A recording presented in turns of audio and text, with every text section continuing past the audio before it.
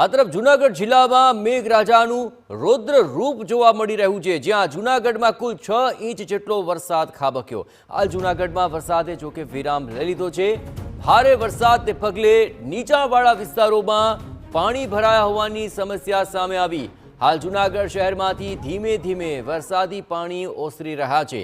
ગઈકાલે રાત્રે ગિરનાર જંગલમાં વરસાદનું રૌદ્ર રૂપ જોવા મળ્યું હતું।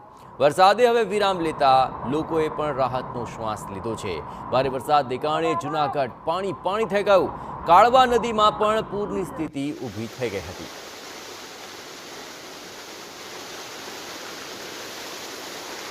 સિટીમાં પાણીના ખૂબ મોટી પ્રમાણમાં આવક થઈ છે। કાળવા છે, સોમનાથ રોડ આ નદીઓમાં પુષ્કળ પ્રમાણમાં પાણી અત્યારે વહી રહ્યું છે।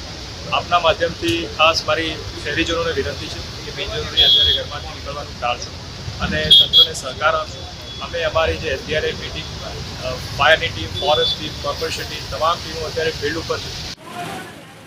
તો જૂનાગઢની આ વરસાદી પરિસ્થિતિ જુઓ। રાત્રે જૂનાગઢ અને વન વિસ્તારમાં જે પડ્યો ભારે વરસાદ, તેને કારણે મેઘરાજાનું આ રૌદ્ર સ્વરૂપ જોવા મળ્યું। ગિરનાર જંગલમાં વરસાદ વરસતા અહીં પાણી ધસમસતા જોવા મળ્યા અને જાણે આ ભયાવહ દ્રશ્યો પરથી ખૂબ જ રૌદ્ર રૂપ જાણે સામે આવ્યું હોય તેવા દ્રશ્યો સામે આવ્યા।